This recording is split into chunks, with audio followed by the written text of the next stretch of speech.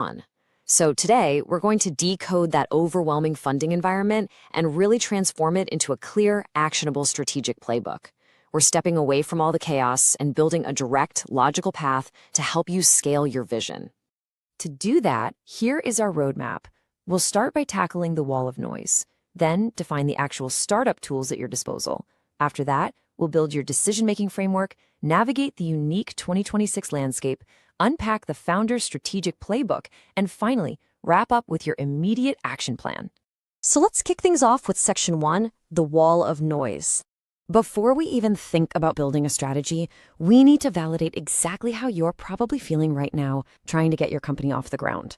It's just a wall of noise. I mean, when you're constantly hearing about accelerators, incubators, government grants, angel networks, and venture studios, it usually leaves founders feeling completely blasted. It's honestly the default feeling in the startup world today. So if you feel like you're just staring at endless disconnected options without a map, you are definitely not alone. But, we can't just stay stuck in that confusion. Our whole goal in this explainer is to cut straight through that noise and replace it with a focused, highly effective strategy. Success today means knowing exactly how to pick the right resource for the specific stage your company is at, and more importantly, understanding how to actually leverage it for tangible growth. Moving right along to Section 2, defining the startup tools. Okay, before you choose a path, you absolutely must understand what the vehicles actually are. Let's look at the classic difference between an accelerator and an incubator.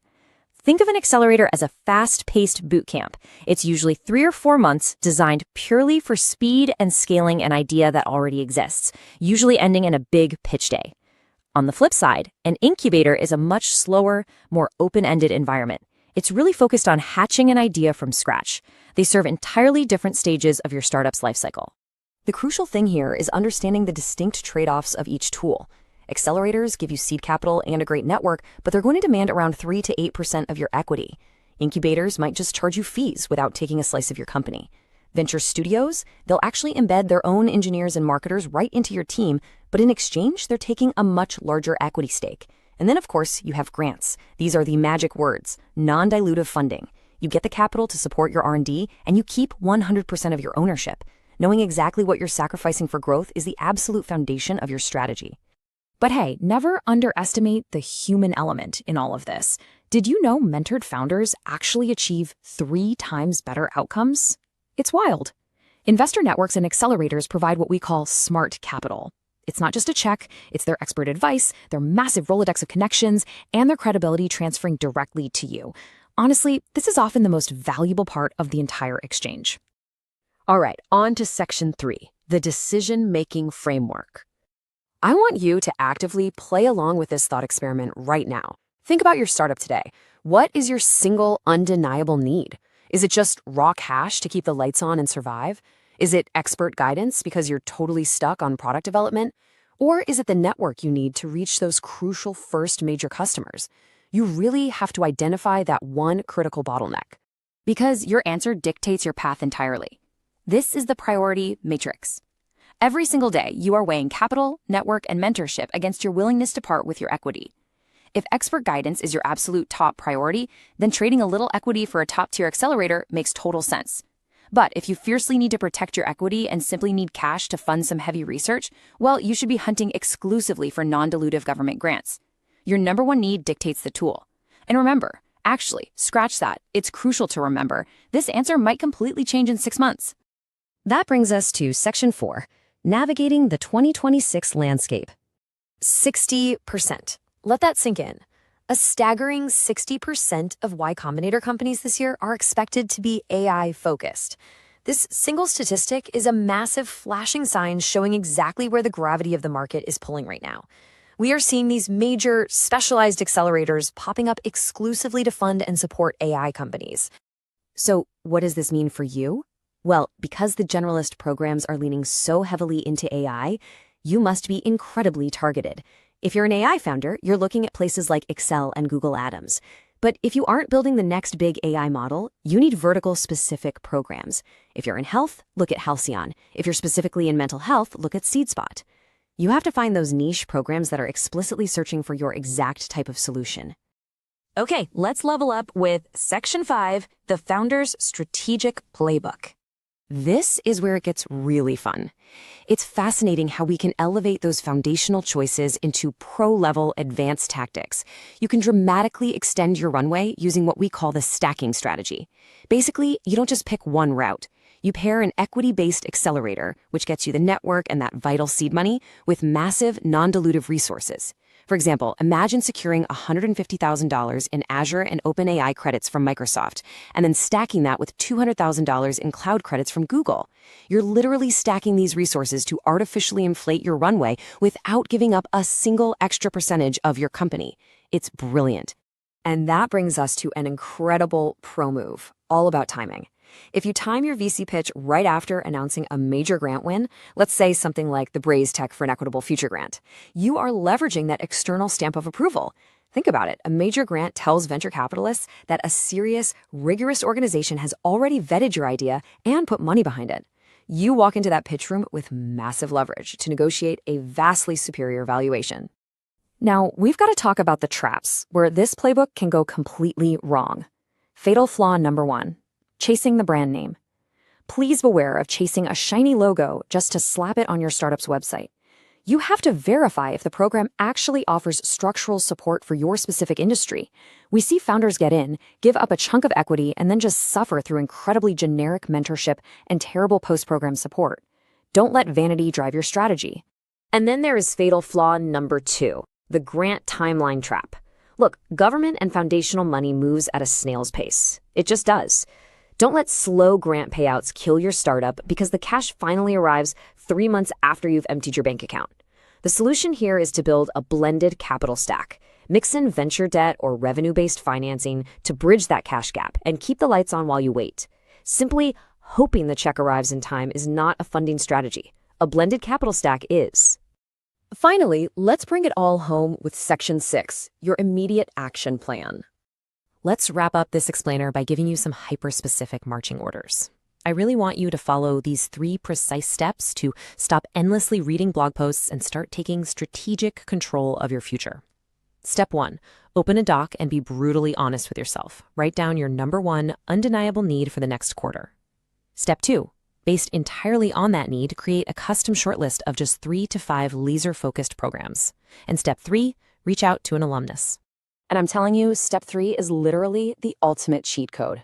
Reach out directly to program alumni to hear about their actual experience. Send a quick DM, ask for just 15 minutes of their time. This is exactly how you bypass the polished marketing copy and get the absolute unvarnished truth. Ask them bluntly, did the program actually help you raise your next round? Was the mentorship real or was it just fluff? So I want to leave you with this final critical thought.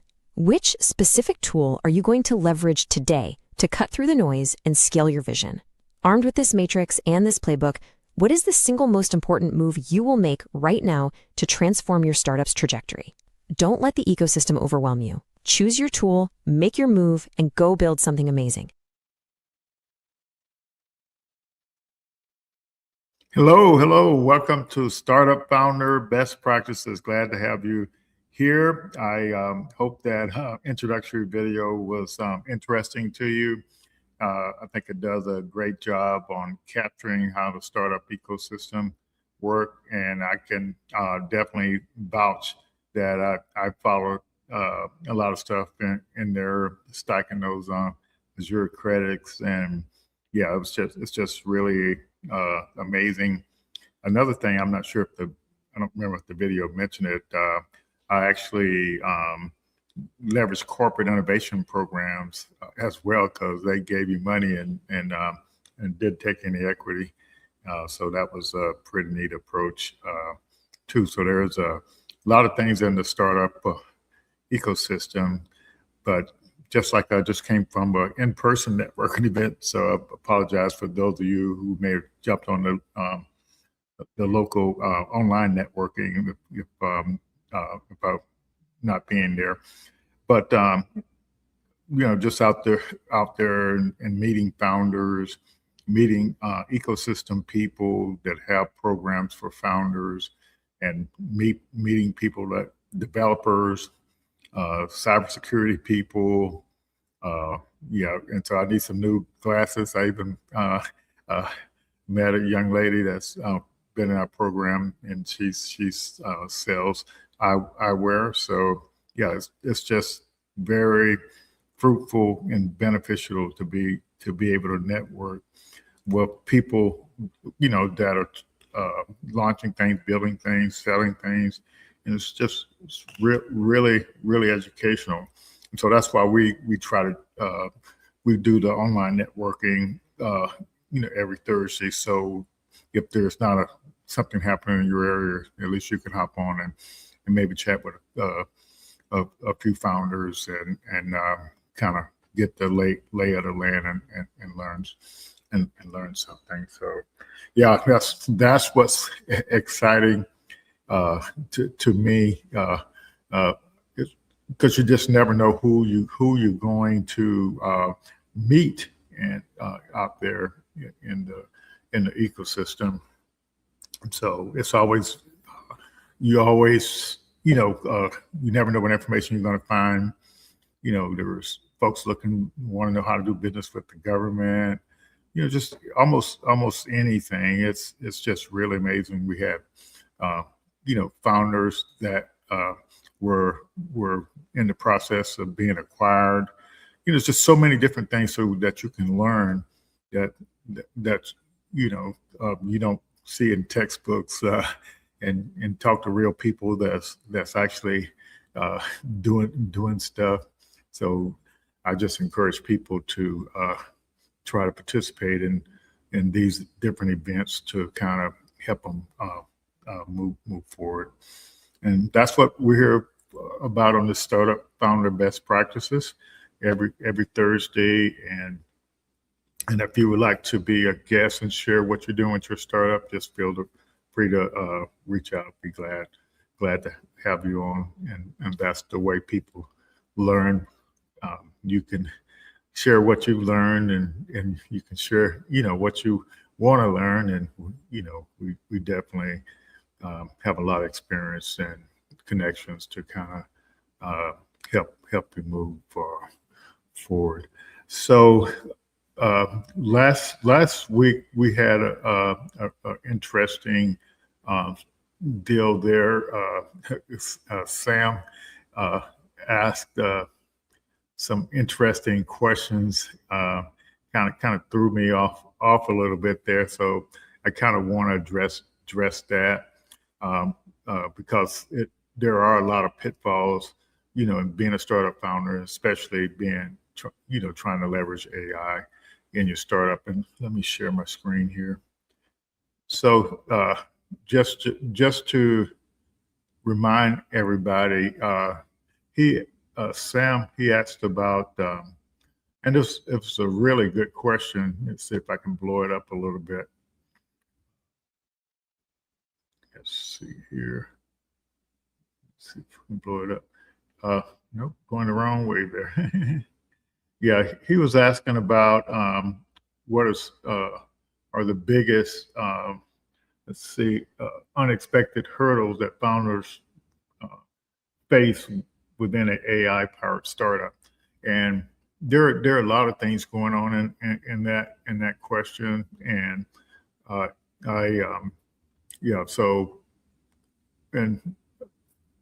building an AI startup, and we were even talking about this in the networking session, these different things that you can become challenged with. So I'll just to kind of I created a video based on this question. So if you're using AI and you want to know what some of the pitfalls you can run into with your company, and so I'm going to go ahead and share that with you. Let's see, can we get it? And I think I still have.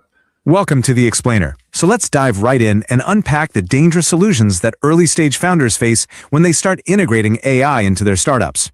Look, we're moving through an era where AI tools are just incredibly accessible, right? But based on some really fascinating source materials we've reviewed, this accessibility has actually created a massive blind spot.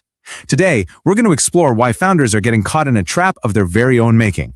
We'll look at the hidden economic and technical costs of AI, the illusion of what we call fake progress, and the heavy, completely unexpected burden of hybrid management. Ultimately, we're going to see how you can break out of this vicious cycle by building a true founder operating system. Now, I want to start with a really tough question that directly addresses founder anxiety. Because, let's be honest, entrepreneurship is terrifying. Building a real business requires difficult, awkward customer conversations. It means facing rejection and testing hypotheses that might just totally fail. And here's the thing, AI makes it incredibly easy to hide from that hard work. It gives you this comforting illusion of momentum. You feel like you're building a business because you're busy generating code or writing landing page copy. But you might actually just be using AI to avoid the terrifying reality of market validation. It's a subtle shift, but it's absolutely crucial. It defines whether you're actually moving forward or literally just spinning your wheels. So, let's get into our first section. The AI co-founder illusion and shattering the anthropomorphic myth. We hear these hype phrases constantly out in the startup ecosystem. People are so eager to call an AI the ultimate co-founder or, an Ivy League educated genius who never sleeps. And yeah, it sounds incredibly compelling in a headline. But anthropomorphizing AI like this sets dangerously unrealistic expectations for solo founders. The real problem with calling an AI a genius is that it kind of makes us lazy. Think about it. When you expect to be working with a peer, you naturally let your guard down. You abdicate your responsibility for quality control because you just falsely assume the AI knows best. You assume it possesses human judgment, which, let me be clear, it absolutely does not. AI is not an infallible genius. It's a powerful, but fundamentally fallible system that demands your constant evaluation and your human accountability. The myth tells you that you can just hand off your complex strategic problems to this magic co-founder. But the reality? AI assistants frequently fail if users are vague. Imagine simply telling an AI agent to remember stuff or manage my contacts without explicitly configuring its skills, its access limitations, and giving it precise instructions. That lack of strict context leads to absolute disaster. You're not hiring a prodigy here. You're programming a system that relies entirely on the parameters you establish. Which brings us to Section 2, the trap of fake progress and why activity does not equal evidence. This is honestly one of the most significant behavioral hurdles founders face right now, substituting rapid, AI-generated activity for actual customer evidence. Because AI can generate content and automate tasks with literally zero friction, founders easily fall into the trap of automating before validating. Listen, you could spend an entire week building intricate workflows to generate a flawless 100-page business plan, a stunning pitch deck, and a really complex financial model. But if none of that documentation is grounded in even a single real customer conversation, it's entirely meaningless. You're doing a lot of work, sure, but you're just hiding inside fake progress to avoid the hard truth of the market. So you really have to ask yourself, are you seeking reassurance or are you actually testing assumptions? Fake progress is asking a language model if your startup idea is good and feeling this massive rush of validation when it tells you yes. That's just seeking comforting outputs. Real progress, on the other hand, is identifying the absolutely riskiest assumption in your business model and then using AI to help you design a rigorous test to put that assumption in front of real, breathing humans. The tool shouldn't be used to give you a pat on the back. It needs to be leveraged to relentlessly pressure test your reality. Okay, let's move to Section 3, the hybrid management burden. Because guess what? You aren't escaping management. While AI absolutely helps close the team gap for solo or non-technical founders, it creates a massive, totally unexpected second-order implication. You might think having a whole suite of AI agents means you completely escape traditional management headaches. Well, actually, scratch that. The reality is you are now the manager of a complex, hybrid human-AI organization, and you have to master entirely new responsibilities. You've got to establish explicit quality standards, securely control access permissions, write painstakingly clear instructions, and critically determine which high-level strategic tasks absolutely must remain human-led. The management burden didn't magically disappear. It just changed shape and shifted directly onto your shoulders. Let's consider the profound shift in startup economics here. AI does not provide free labor, and it certainly doesn't eliminate costs. It simply shifts your financial and operational burden. Yeah, you might save on traditional salaries and HR training, but the hidden technical costs, they explode. You are now solely responsible for dozens of software subscriptions, complex API integrations, data management, and some pretty serious security overhead. Most importantly, the time you used to spend doing a task manually is now spent doing intensive quality assurance and founder review on the AI's output. You're basically trading raw execution time for demanding technical management and QA time. Next up is Section 4, Governance and Autonomy Risks, or the danger of telling AI to just do it. Founders so often mistakenly assume that fully autonomous set-and-forget agents are always the ultimate goal. The broader tech ecosystem loves to sell this dream of an AI seamlessly running your entire business in the background while you sleep on a beach somewhere. But in practice, higher AI autonomy drastically increases your risk profile. When you unleash a fallible system on your inbox or your CRM without explicit skills and really rigid access boundaries, the system frequently fails. And when it does, the fallout and the liability are entirely your responsibility. The consequences of unmanaged autonomy are severe, and they happen fast. Without strict data access limits and audit logs, a simple AI hallucination can instantly ruin a crucial client relationship. You risk intellectual property leaks by carelessly feeding proprietary company data into open training models. You're looking at risks like incorrect database updates, unauthorized and inappropriate communications sent completely on your behalf, and the catastrophic mishandling of sensitive customer data. To have a safe organizational system, you absolutely must build in strict permission boundaries and mandatory human-in-the-loop approval checkpoints before any permanent brand-destroying action can be taken. Moving on to Section 5, the synthetic discovery trap, the very real limits of artificial empathy. Think about this. If every single founder in your target market has access to the exact same highly capable AI agents, then execution is completely commoditized. So you really have to ask yourself, what is the human advantage? What makes your startup different if the code, the marketing copy, and the workflows are all generated by the exact same neural network? As AI gets increasingly better at drafting interview questions and analyzing call transcripts, a very dangerous new threat emerges, which is synthetic customer discovery. Look, AI is truly incredible at organizing evidence, summarizing massive transcripts, and identifying broad textual patterns. It's a game changer for that. But humans must remain completely responsible for understanding the customer. AI cannot replace listening to a frustrated user, observing real physical behavior, recognizing deep emotional nuance, and building lived trust. Empathy simply cannot be outsourced to a server farm. If you use AI as a substitute for actual human connection, your business is going to lack the profound, nuanced understanding that forms literally the only real competitive moat you have left in an automated world. Finally, Section 6, the Founder Operating System. Moving from random prompts to evidence loops. The ultimate goal is not to do the wrong work faster. We really need to shift from just randomly asking an AI for marketing copy to building a true evidence-driven founder operating system. This kind of system acts as a structured, relentless accountability partner. It's a systematic forcing function designed specifically to prevent you from hiding inside fake progress. It forces you to face market realities and measure actual human behavior, rather than just spinning your wheels generating comforting outputs in a vacuum. Let's walk through the minimum viable learning loop of this operating system. Step 1, identify your riskiest assumption. Step 2, design the smallest useful test. Step 3, collect real human evidence. Step 4, use AI to heavily analyze the patterns in that data set. And finally, Step 5, the decide phase. Notice heavily where the AI lives in this loop. The AI never makes the persevere or pivot decision. Organizing the data is the machine's job. But interpreting the risk, maintaining the human connection, and making the final strategic decision, that is the inescapable responsibility of the human founder. I want to leave you with this provocative thought as we wrap up this explainer. Take a close look at your own setup right now. Is your AI a collection of random tools masking fake progress, allowing you to avoid difficult customer conversations? Or is it a disciplined operating system accelerating real learning? To win in this environment, you've got to realize that AI is simply a component of an evidence-driven system. What truly builds a lasting business isn't the perfect prompt, it's your human discipline to face reality. Cool. That's pretty neat information. Yeah, so you see there are lots and lots of traps that you as a founder can get yourself in using AI. So just be aware of that, but don't be afraid of it.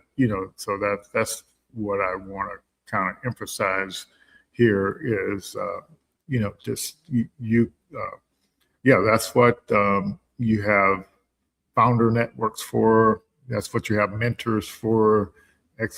Folks got different expertise, so don't be afraid of it, but just realize there's no free lunch in any of this stuff. So yeah, so we're going to follow on from last week and talk about this weekly AI founder rhythm. And basically, it's just how you turn activity into evidence. But it's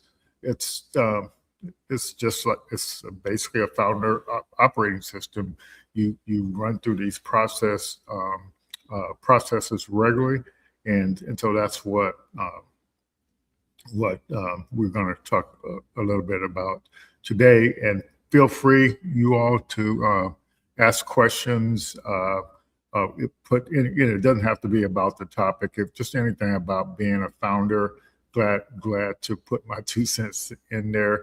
And as you can see, level 3 certified lean stack coach, and I'll definitely explain what that lean stack is. But I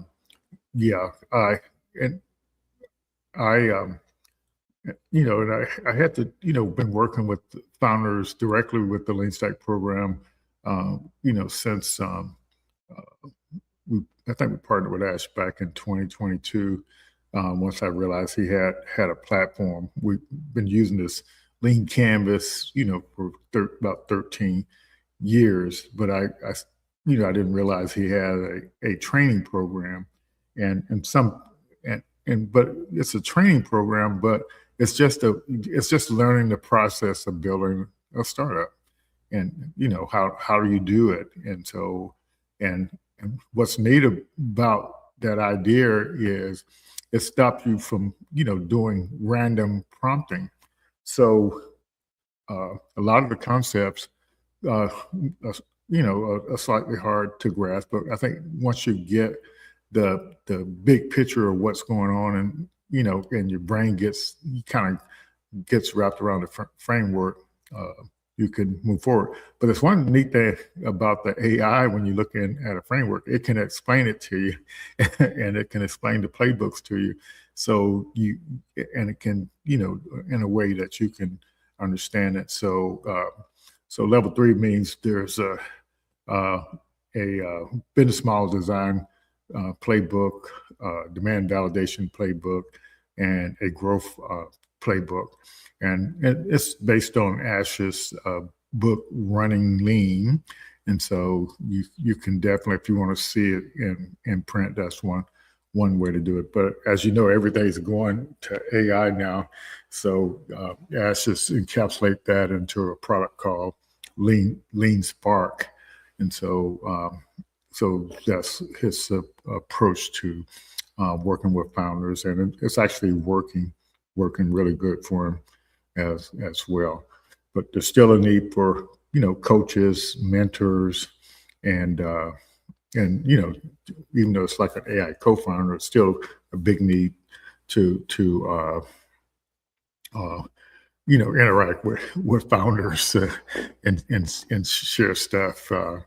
So our program is called the Founders Insight Program here at the Kokura Institute, and we're here in Pensacola, but we work with founders all over the world and enjoy every minute of it, either through our partners, our previous partners, but like you see here at the Lean Stack, Black Innovation Leaders of Florida, Black Innovation Alliance, Goody Nation, participated in all these programs and make startups. I think a couple of years ago did the leadership fellowship with them. Pitch Bob, I ran into him on LinkedIn, and so I have to see what else is going on with them these days. Coda has been through a lot of changes. We've been leveraging that as well, and so we partner with them up to see if their startup program has changed, because they got bought by Grammarly. And then now they're part of what do you call the Superhuman.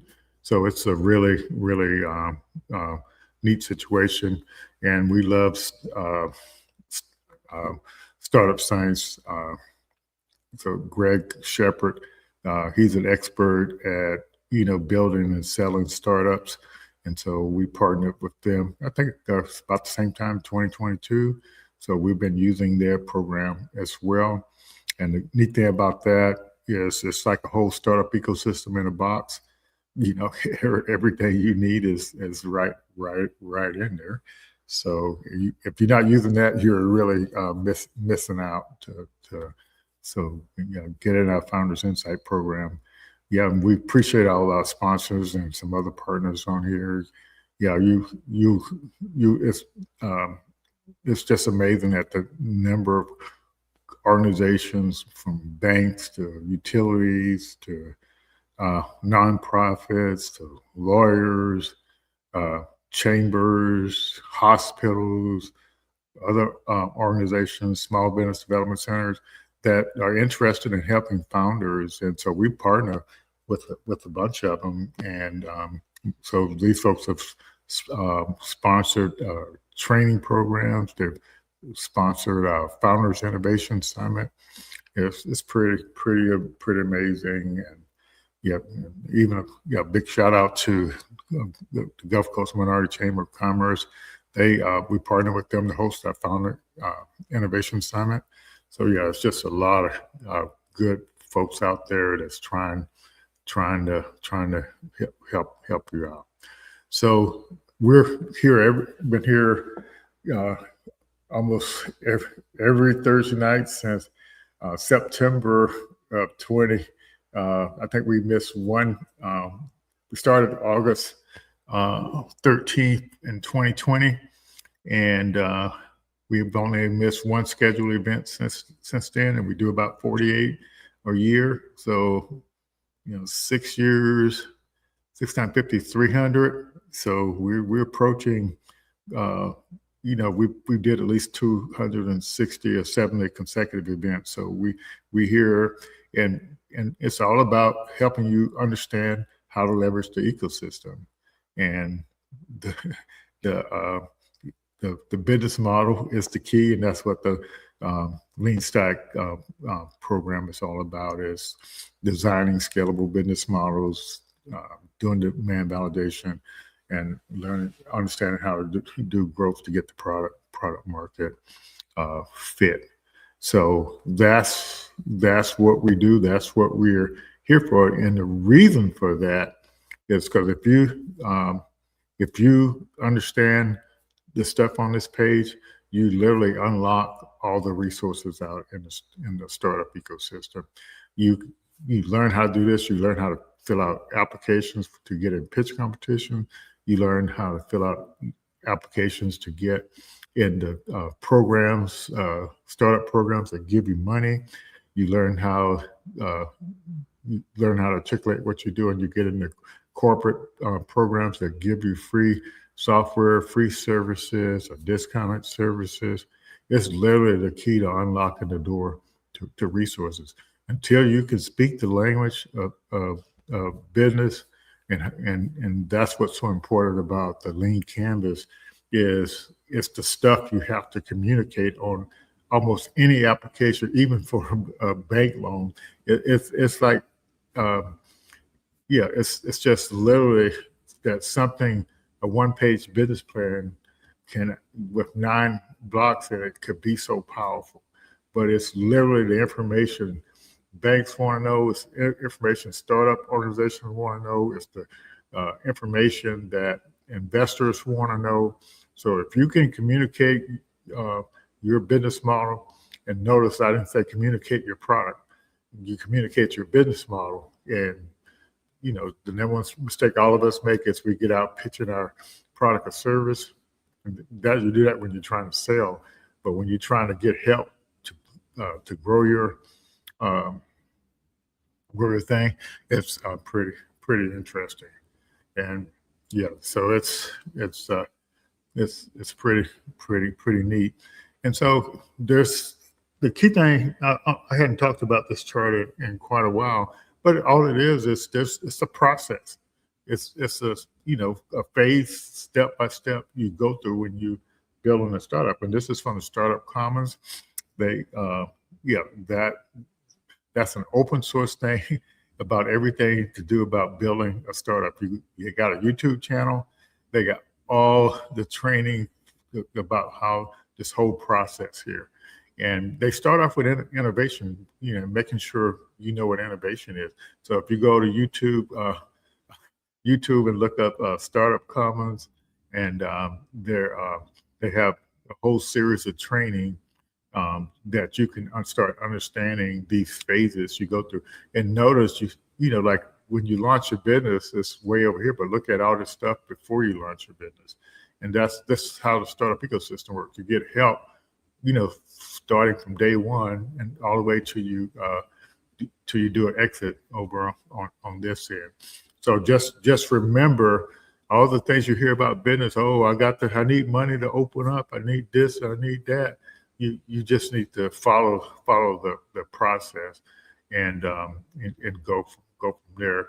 And this is the process that the startup scientists use from vision to exit. So this program is totally about how you go from an idea or vision to an exit.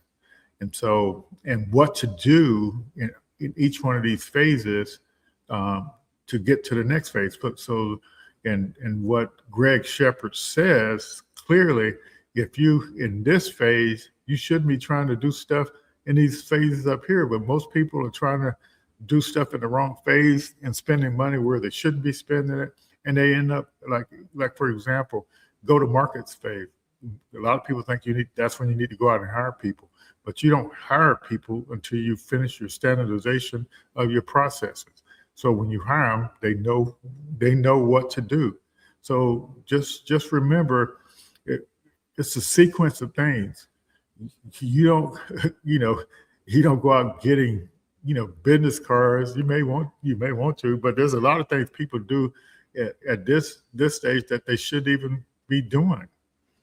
And it's just like this here. If you just in ideating of trying to figure out what you want to do, what do you need business cards for?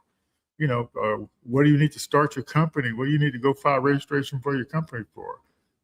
But you still can get help. You still can get money, which some people find that hard to believe, but I can tell you it's true. Yeah. And so that's what I want to make sure.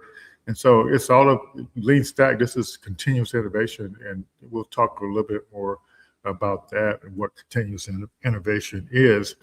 But this is these little icons here are representing business models. So the process, this is literally the lean stack process. You start off with a big idea, and you put that out of your head onto one sheet of paper with 9 blocks on it. And these 9 blocks are stuff like customer segments, problems, what they're currently using, solution, metrics, unique value proposition, unfair advantage, revenue model, cost, marketing channels, and all that kind of stuff. So that's what here. But one thing we do with our founders, we before we even you can do this before you even fill out the canvas. You can fill out the canvas, but what we do is based on whatever this business idea is, and industry this business idea is in, we have the AI go out and look for all the stakeholders in that industry and all the pain points they have, all the problems they have. So when whatever industry you're in, you start off with knowing the problems of that industry, because your business idea is going to be to solve some of those problems. So, and you don't want to be solving problems in a vacuum. You may be missing out on an opportunity. So I start with where we work with founders, knowing the industry and all the stakeholders and what challenges they're having. And then next we go here, but there's some other things we do even before we get here, but we also explore how do you make money what are the different ways you can make money solving those pain points. We take the top 3 of those ways, and then we use that for this big idea canvas here. And so there are a lot of different potential customer segments or product variations. So we do at least 5 variations based on the customer segment or the variant of your product or service. And it doesn't matter what the product or service is. It doesn't have to be software. It doesn't have to be hardware. It could be a service, whatever. You still have different people that want to buy your product, and they may buy it for a different reason. So like this customer segment may have a particular problem. This customer segment here may have a particular problem, and so on and so forth. And so you look at all the different customer segments, but the first thing you should notice on this chart here is you start off with 5 customer segments. By the time you get the product market fit, you're focusing on 1 customer segment. So you're literally trying to figure out through this process, you're trying to figure out which customer segment you're going to get the most traction with. Because if like Mustafa was at the networking event earlier, he's in marketing. You can't market to all these different customer segments. It's too expensive. So you have to figure out which customer segment to get started with. And so the lean stack takes, have you stress test first each customer segment for desirability. And that desirability is based on, is the problem you solving big enough to get the customer to switch from what they're already using to what you have? It needs to be 3x to 10x better. In order, you can't, 1x better doesn't require much innovation, but 3x better than something already out there, it requires innovation.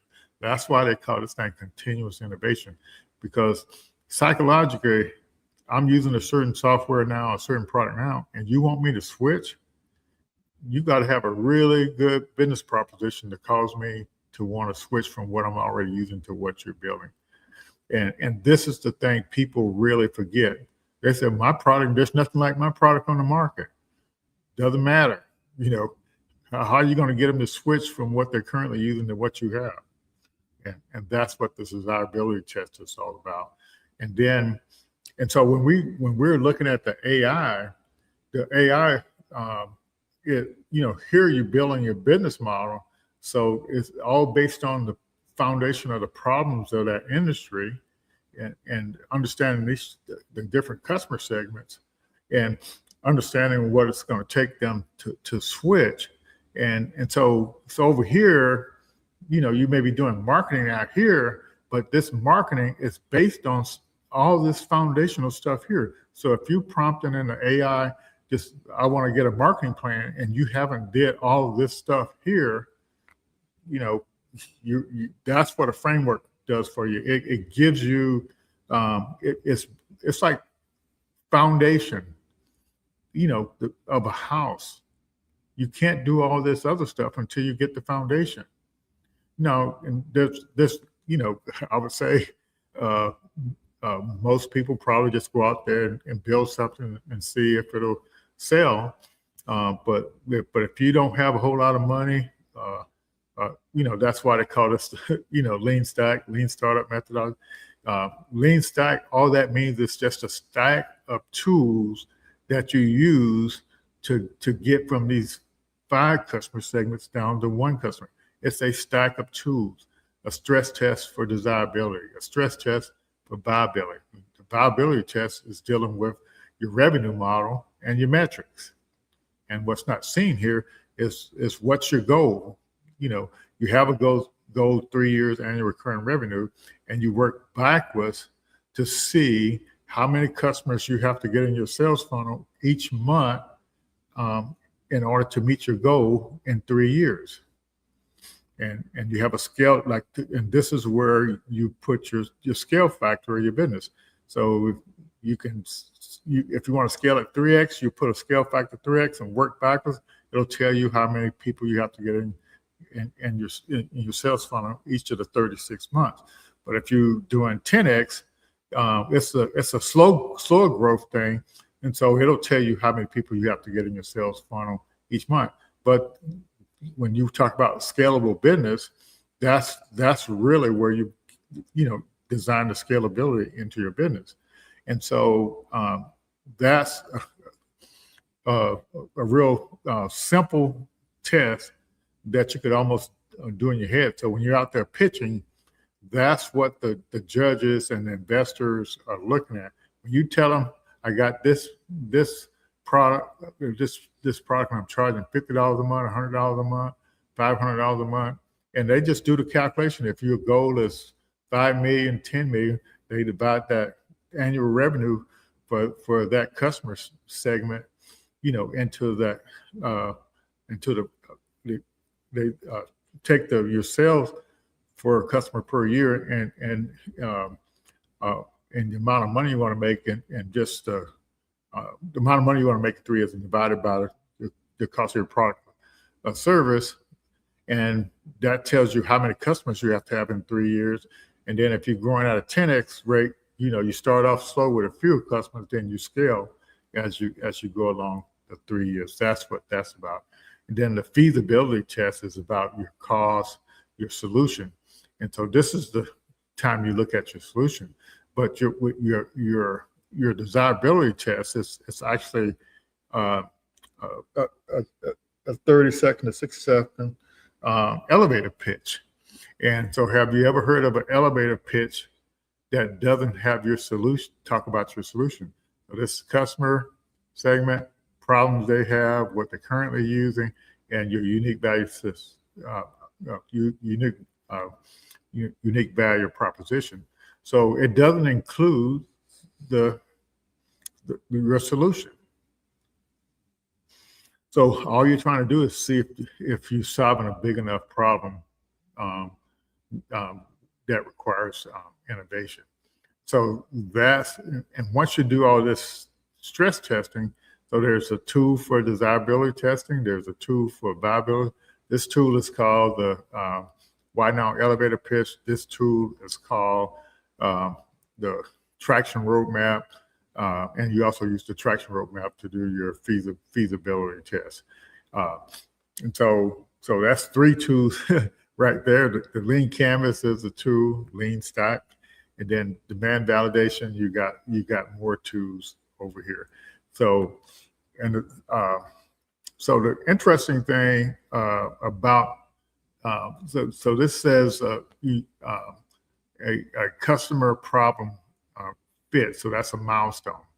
So you want to make sure that you're solving the right problem, and this is why you do demand validation. And so just think about what I'm saying when I'm saying these tools. So in the AI world, you're going to have skills. You're going to have to go out and do this stuff, but you're going to have skills if you want to model it and simulate it. So in the demand validation, the output, let me just tell you what the output of the demand validation is. Once you do demand validation, you have the customer forces for all these customer segments, these customer segments that are left. And customer forces, that is what's going to require to get the customer to switch from what they're currently using to what you're building. That's the purpose of the customer forces. And that's that's what ends up in your marketing material, your landing page, those customer forces, because you're trying to entice somebody to switch from what they're using. So that's what the customer forces are all about. So if you go out there marketing and you don't even know what the customer forces are to get somebody to switch from what they have to what you're building, that's a problem. And then the second output of demand validation is in this customer problem fit thing is you want to know what job do these customers, are they trying to do with your software, service, hardware, whatever? What job are you fulfilling for them? What are they using your product or service to accomplish? That's the jobs to be done. So that's another thing you get out of this problem solution fit thing as a part of demand validation.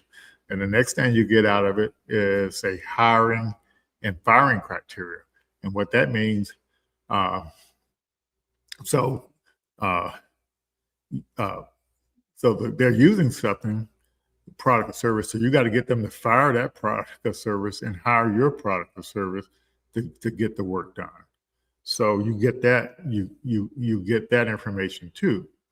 And so with that information, well, let me just tell you how you do demand validation. Then, so I just wanted to make sure you understand what it is. So the way you get this information is you go out and interview people, 10 to 15 people who have recently purchased something similar to what you're building, like in the last 90 days. You want to interview 10 to 15 people who purchased a similar product to what you're building, and the reason why you want to do somebody in the last 90 days because they remember what they were using and what triggered them to switch to what they purchased. So you see, you're getting the customer forces. You want to know what products did they try. What did they consider? Which one did they chose? And all this is a set of 9 questions that are tailored to what product or service you're building. And so these 9 questions, when you ask these 9 questions, it generates the information required that you can feed the audio from the interviews to the customer forces tool, and it generates the customer forces, the jobs to be done, and the hiring and firing criteria. And then you take that information and you use it to do solution design. And solution design is, is this 5 Ps, but it's all comes from this information from your problem, customer problem fit. And so if you don't do the demand validation, you're not going to know how to package your solution. Okay. And so once you get the solution design, and that just means that 5P matrix and this filling that out in this case. And then once you have that, then that's when it's time to do your sales pitch. And so you're trying to reach this problem solution fit. So you go up, you develop a sales pitch, but in Lean Stack it's called a mafia offer. And basically you want to, this is before you build anything. And so you're selling it before you build it. You see how many orders you can get, how many commitments you can get. And if you get financial commitments, that means you're building something that somebody wants. So you're validating the demand for whatever your business thing is. And so what I've seen over the past 5 or 6 years is some folks are building stuff and not able to sell it because they don't understand the customer forces. They don't know if they're solving the solution is solving the right problem. And these are some fantastic problems, perfectly engineered, but that's kind of what the challenge is. Now, the people who have resources, money, they can go out and build stuff as much as they want and see if it sells or not. But if you don't have that kind of money, you can't do that. But now that AI has made it so easy to build, it's actually even more important to do this demand validation, in order to move forward. And so when you're using AI without its stuff, so the first thing we did before all these AI skills and all this stuff. So like I took all of these processes and stuff here, and I built the AI prompt that simulates going through all these processes through the from business model design, demand validation, and marketing strategy. So it goes in the same order, and as the AI collects the information on these things, it's ready to do the next step and the next step, because it has the foundation of information, and it's constrained to this lean canvas and this whole process. It's a framework. And so, and what I tell people when I work for the government, we develop technology for weapons, robots, you name it. We develop technology for a lot of different things. But multi-million-dollar programs have never been done before. So we had this method here is called the entrepreneur method, but we followed the R&D method, where we just went through all these different stages and followed the process, and so we can justify why we did everything. So guess what? And when you're leveraging AI, you have to have evidence to get through all these things. It can't be on your gut feeling. Yeah, this solution is excellent. People will buy it. It doesn't work that way. You have to have evidence, and so we're going to be talking about that as well. So if you want, so you can, when you have a business model and you use AI to simulate that business model, so like what I like about it was that if you didn't understand what the lean canvas was, or if you didn't understand what a desirability was, the AI will simulate it for you, and you can see how the AI writes it, but you still have to, because a lot of stuff is foreign to founders. So that's how we use the AI for that. So we take the results of that simulation, and all it is a prompt that you run in ChatGPT, Claude, and I normally run it at least 5 different language models in deep research mode, and then I take all that information and put it into Notebook LM to let it reflect back to me, and let it synthesize all the information, reflect it back to me, so I can listen to it or interact with it through the. I guess I can. Let's see if I can show you. So this is like. Let's say I had all the results of all that stuff from those AI simulation for the business models and the demand validation and the marketing. And then I would load all that information as sources in Notebook LM, and so Google, if you got a Gmail account, you got a free Notebook LM account, or if you got a paid Google Workspace, you got even more resources there. And I heard this week they're going to add the ability for I don't know which level of subscription it is, that you can, like Notebook LM is going to start doing coding for you and everything. Right now, you can literally take what's in your notebook about your business and use an MCP server, connect it to Google Anti-Gravity, and it will build your application for you. So, but anyway, so in what I was talking about, I like to use AI as a mirror. I like to use AI to help me think about stuff and how to think about stuff. And so that's the way I use it. So one of the ways I do that is, like, here's an audio overview. So I create an audio overview and then listen to people talking about the sources about my business idea.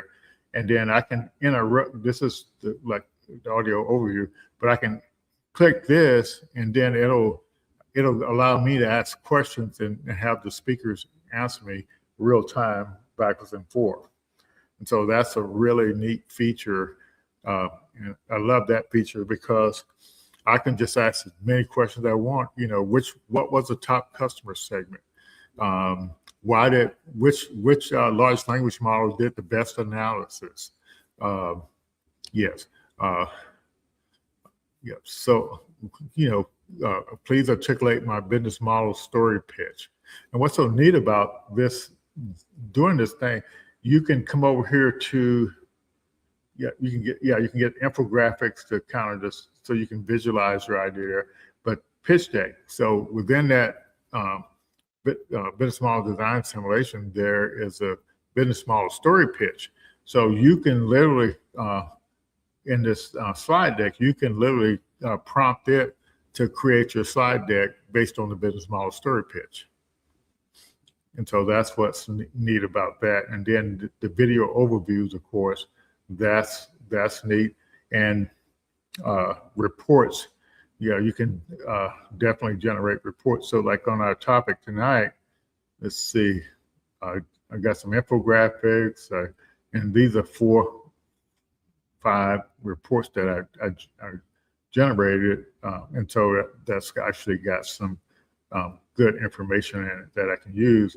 And I noticed I was doing a notebook for something else earlier this week, and I did the data table, and then you open up the data table, and it'll do it. So I've been rambling here, so let me get you, but I just want to let you know that's the process. Now the question is, how do you AI enable this process we were talking about here? So how do you get from an idea all the way to product market fit? And so the interesting fact that I can't remember the time period, but it was at least over the last 10 years, it's still only less than 10% of the startups reach this milestone here. Less than 10% of the startup reach it. So we have all these accelerator programs. We have all these ecosystem people, and so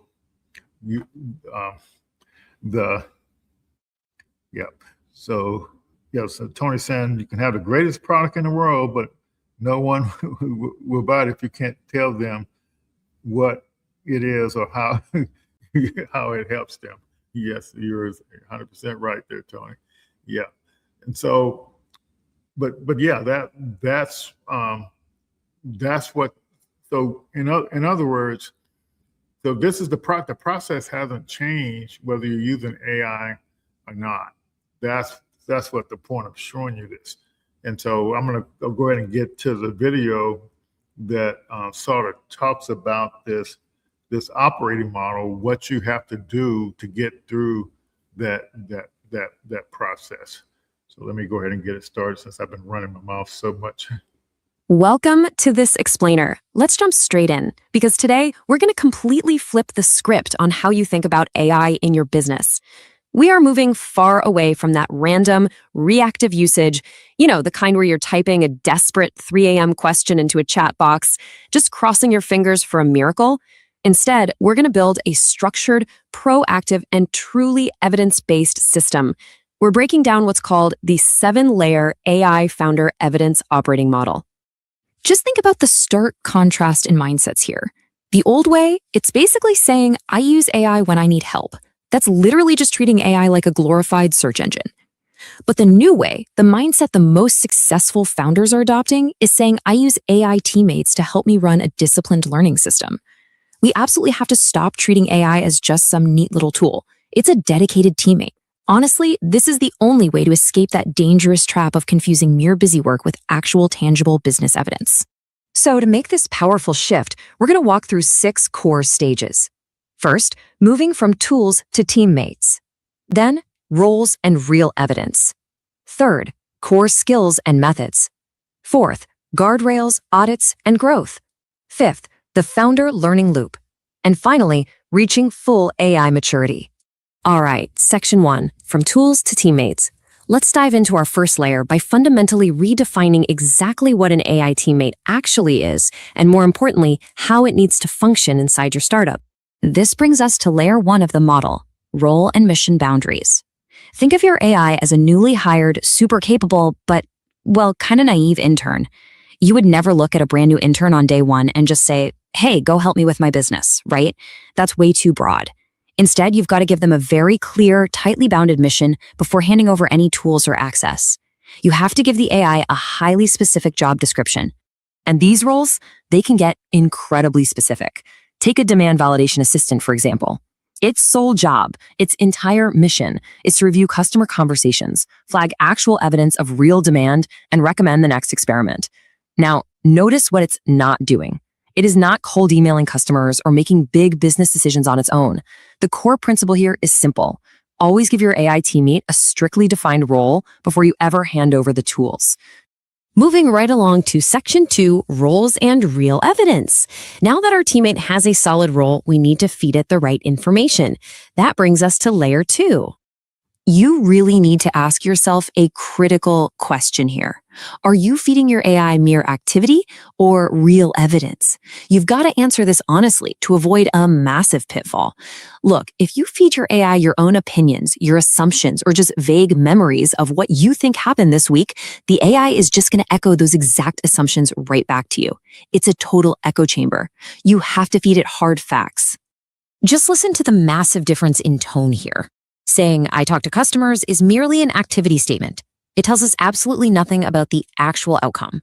But saying, 5 customers described the exact same urgent problem, now that is an evidence-based statement. Your AI teammate's job is to help you separate what you believe from what the customer actually said or did. It's there to help you transform raw, vague activity into concrete evidence that genuinely drives your business forward. Okay, Section 3, Core Skills and Methods. Once we have real evidence, we enter Layer 3. This is where the AI applies proven business-building methods instead of just reacting to your random one-off prompts.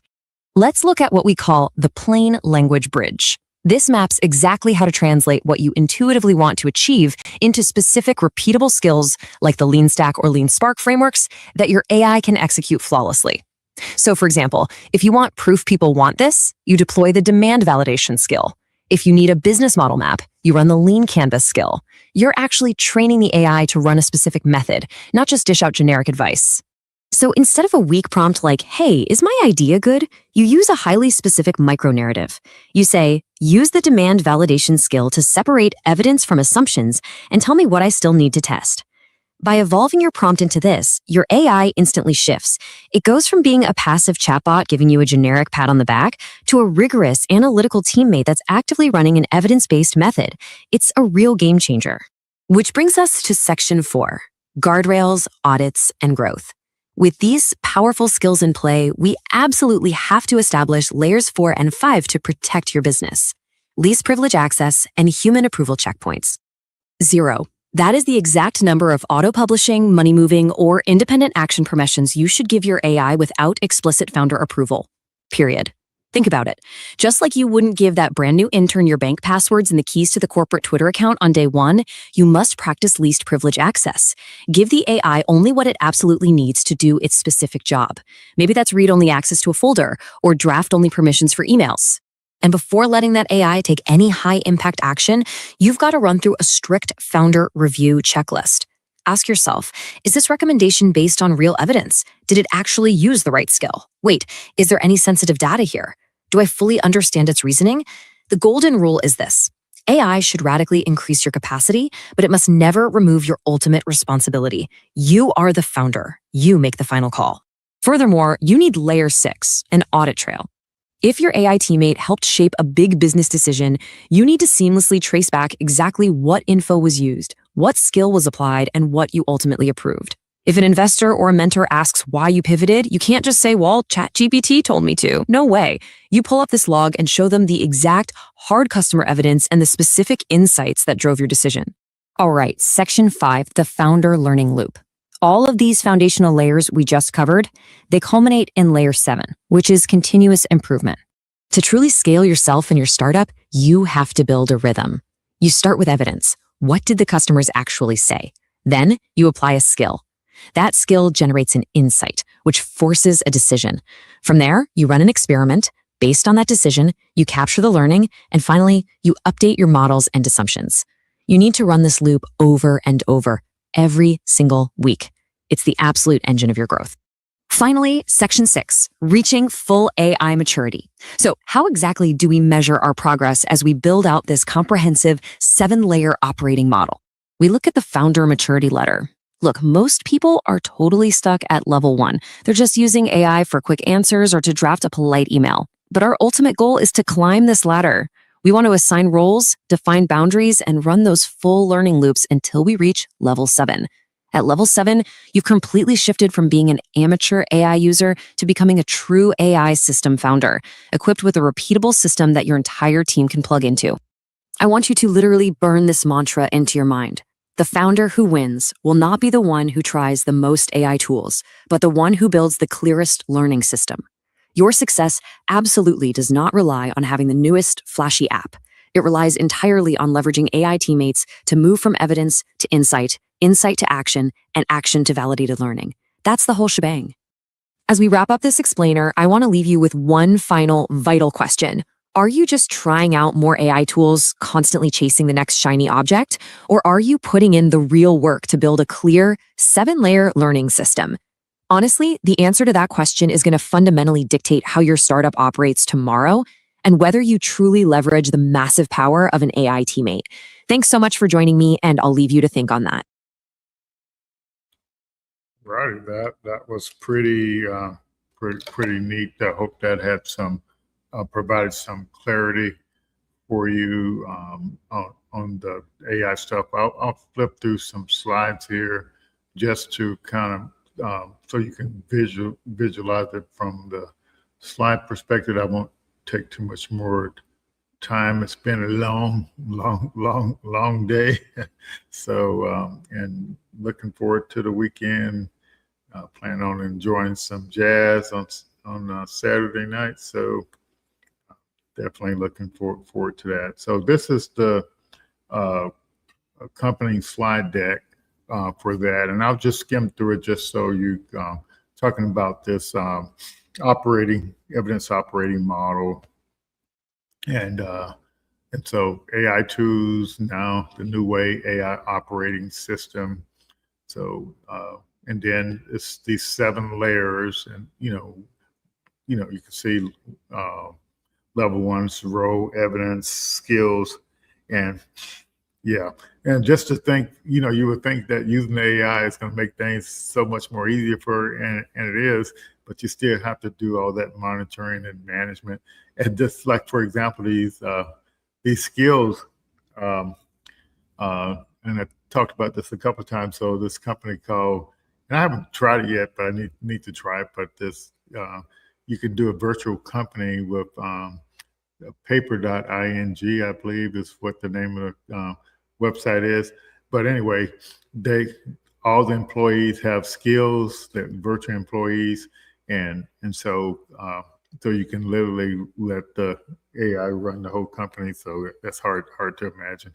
But then the other one, and I apologize, I don't remember the name, but it's a company that monitors, their software monitors your agent skills. So like to see if they're having some issues or not. So it's just like a personnel department. You got this virtual employee, and now you got this organization that keeps track of how well they're performing. So that's what we're getting through here. So that's what this weekly rhythm here. You tracking what you learn, you building the evidence log, and you updating everything each week.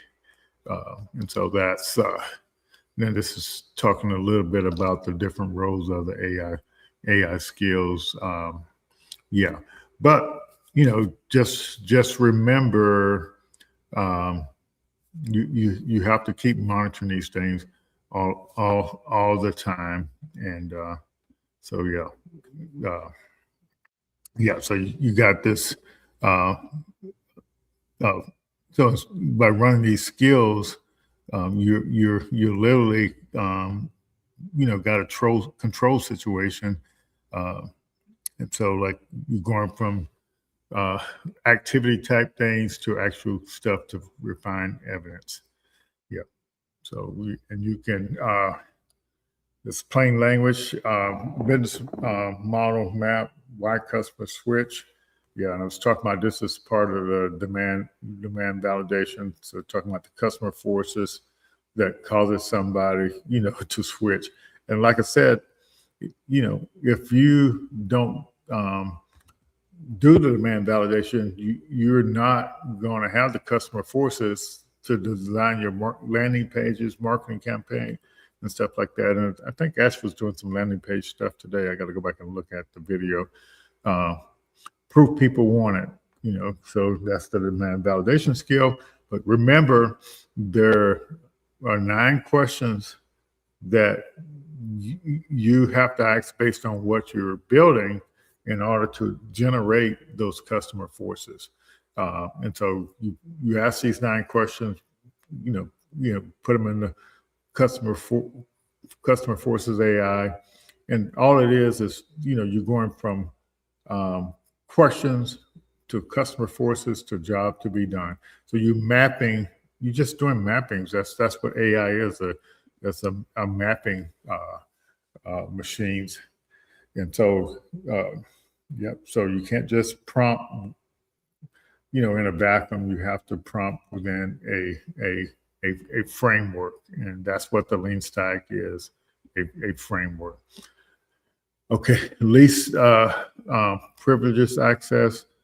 So that's just making sure you got those guardrails in there. So, and if you want a copy of this thing, just let me know, and I'll make sure you get a copy of it. Just documentation.